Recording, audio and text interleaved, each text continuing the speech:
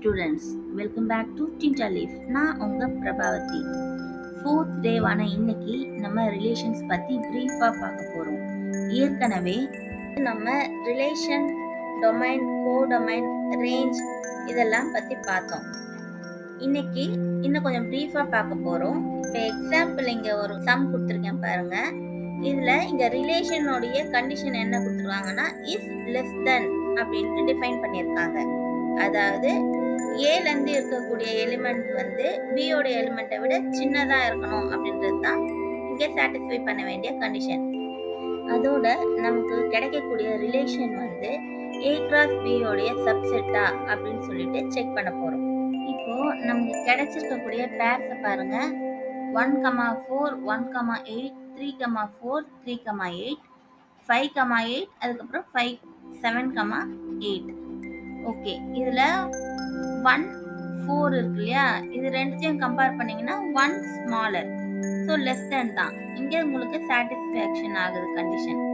அதே condition satisfy ஆகக்கூடிய மற்ற பேர்ஸை பாருங்கள். 1,8, 3,4, 3,8, 5,8, அப்புறம் 7,8. ஓகே, நமக்கு பேர்ஸ் கிடச்சிடுச்சு, ரிலேஷன் பேர்ஸு. இப்போ இது ஏ கிராஸ் பியோட சப்செட்டா அப்படின்னு சொல்லிட்டு செக் பண்ணலாம். ஓகே, எதெல்லாம் ரிலேஷன்ஸில் இருக்க பேர்ஸோ அதெல்லாம் ஏ கிராஸ் பியில் அண்டர்லைன் பண்ணியிருக்கேன். ஸோ எல்லா எலிமெண்ட்ஸுமே வந்து ஏ கிராஸ் பியில் இருக்குது. ஸோ இந்த ரிலேஷன் வந்து ஏ கிராஸ் பியோட ஒரு சப்செட் தான் அப்படின்றது இங்கே நம்ம வெரிஃபை பண்ணிட்டோம். ரிலேஷன்ஸில் நம்ம அடுத்து பார்க்க போகிறது ஆரோ டயக்ராம். இது எதுக்கு நம்ம யூஸ் பண்ணுறோம்? ஒவ்வொரு எலிமெண்ட்டும் ஏலேருந்து பிக்கு எப்படி கனெக்ட் ஆகுது அப்படின்ட்டு எக்ஸாக்டாக நமக்கு விஷுவலாக காமிக்கிறதுக்கு. இப்போ நம்ம பார்த்த எக்ஸாம்பிளோட ஆரோ டயக்ராம் இங்கே கொடுத்துருக்கேன் பாருங்கள்.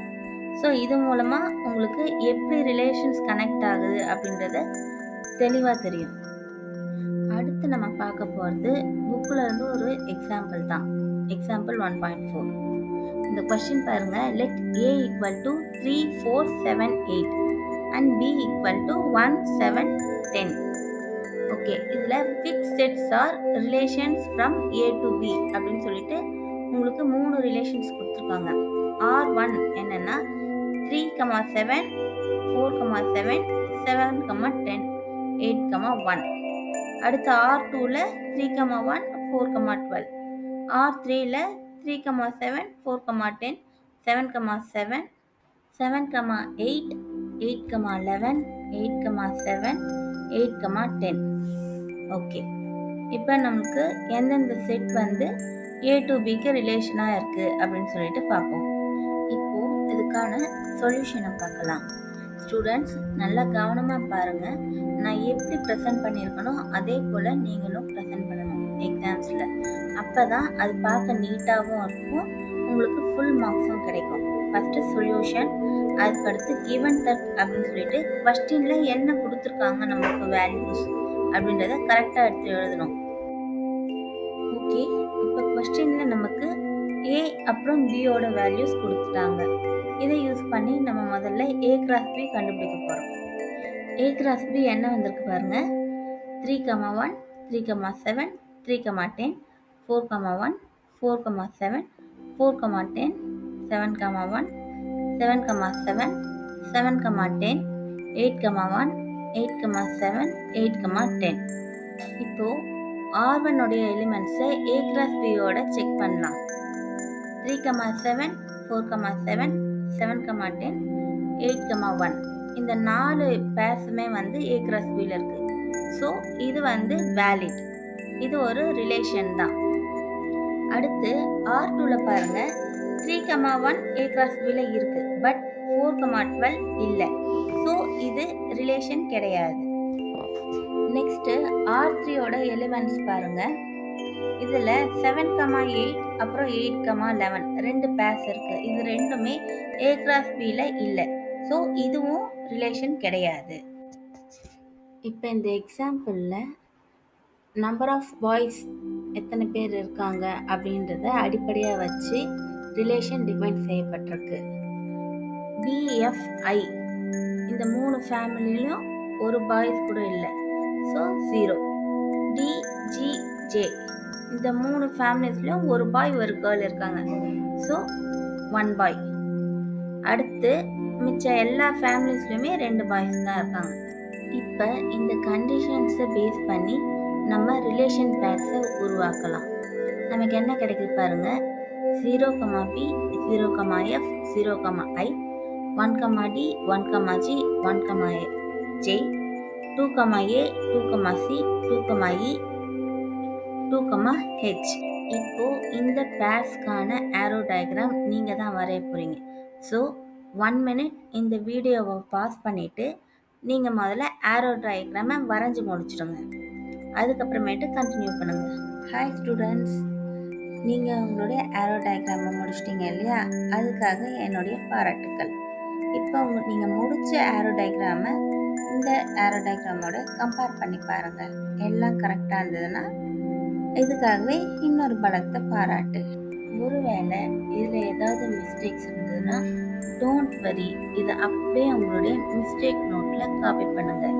தோல்விதான் வெற்றியோட முதல் படி.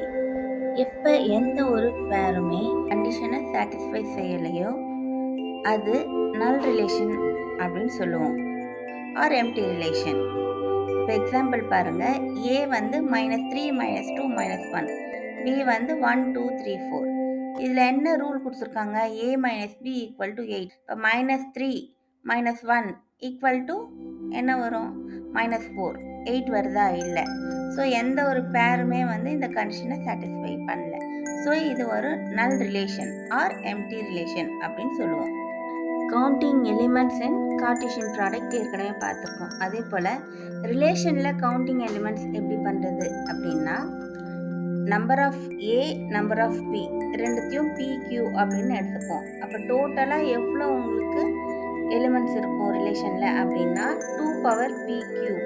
இப்போ எக்ஸாம்பிள் பார்த்தீங்கன்னா, நம்பர் ஆஃப் ஏ வந்து 2, நம்பர் ஆஃப் பி வந்து 2.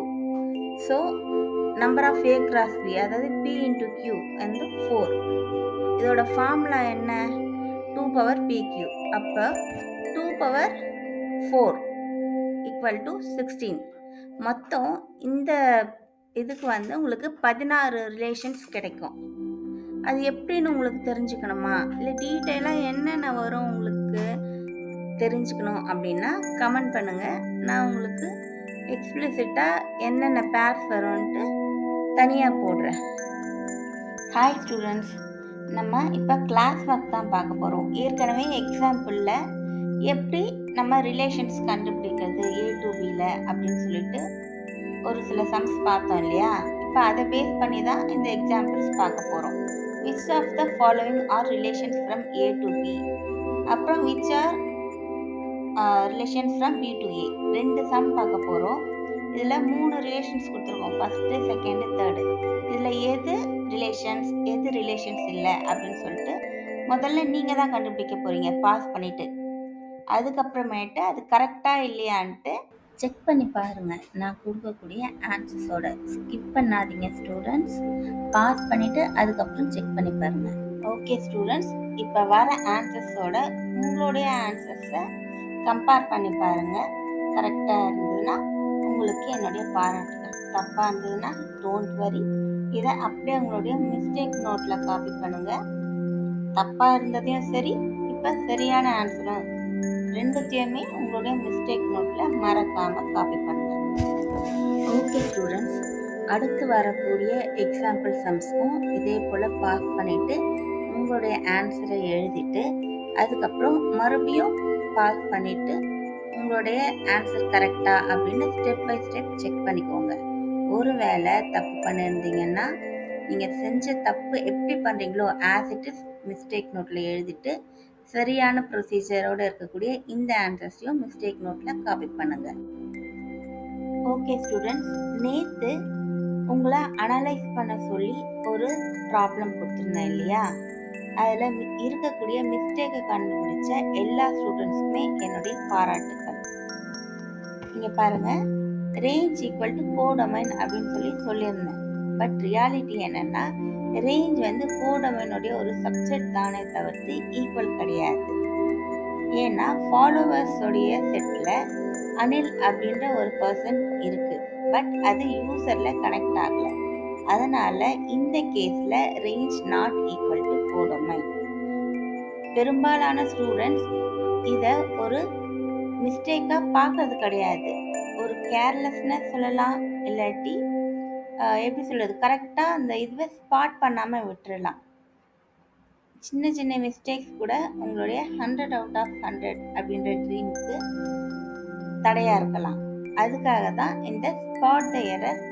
ஹாய் ஸ்டூடெண்ட்ஸ், ப்ரீவியஸ் டேயோட ஆன்சர்ஸ் இங்கே டிஸ்பிளே ஆகுது பாருங்கள். பாஸ் பண்ணிவிட்டு உங்கள் ஆன்சரோட மேட்ச் பண்ணி பாருங்கள். கரெக்டாக இருந்ததுன்னா ஓகே. இன்கேஸ் எதனா மிஸ்டேக் இருந்ததுன்னா அதை உங்களுடைய மிஸ்டேக் நோட்டில் எழுதுங்க. அந்த ஃபுல் சம்முமே அப்படியே எடுத்து எழுதுங்க. எந்த இடத்துல மிஸ்டேக் பண்ணியிருக்கீங்க அதையும் மார்க் பண்ணுங்கள். அதுக்கு கரெக்டான ஆன்சர் என்ன அதையும் மார்க் பண்ணுங்கள். டியர் ஸ்டூடெண்ட்ஸ், நீங்கள் இன்னைக்கு அனலைஸ் பண்ண வேண்டியது 7th கொஸ்டினோட ஆன்சர் கொடுத்துருக்கேன் இல்லையா, அதைத்தான். அதில் ஏதாச்சும் மிஸ்டேக்ஸ் இருந்தால் நீங்கள் எனக்கு கமெண்ட் பண்ணுங்கள். ஃபர்தர் டீட்டெயில் அடுத்த வீடியோவில் உங்களுக்கு வரும். இன்றைக்கான ஹோம்ஒர்க் கொஸ்டின்ஸ் கொடுத்தேன் பாருங்கள், நோட் பண்ணிக்கோங்க, ஒர்க் அவுட் பண்ணி பாருங்கள். அதோட ஃபார்முலா நோட்டில் என்னென்ன எழுதணும் அப்படின்றதையும் கொடுத்துருக்கேன், மறக்காமல் நோட் பண்ணிக்கோங்க. டியர் ஸ்டூடெண்ட்ஸ், வீடியோவை பாஸ் பண்ணிவிட்டு சம்ஸ் எல்லாம் கிளாஸ் ஒர்க்கில் நோட் டவுன் பண்ணிக்கோங்க. ஹோம்ஒர்க்ஸு தனியாக ஹோம்ஒர்க் நோட்டில் எழுதுங்க.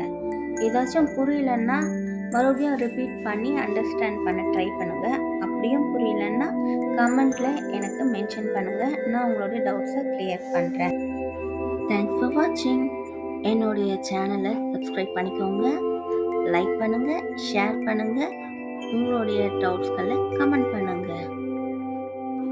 என்னுடைய வீடியோஸ் உடனுக்குடனே கிடைக்கிறதுக்கு மறக்காமல் பெல் ஐக்கானை கிளிக் பண்ணிக்கோங்க. உங்களுடைய ஃப்ரெண்ட்ஸ், ரிலேட்டிவ்ஸ் யாராவது 10th ஸ்டூடெண்ட்ஸ் இருந்தாங்கன்னா அவங்களுக்கும் நம்மளுடைய இந்த சேனலை ரெக்கமெண்ட் பண்ணுங்கள்.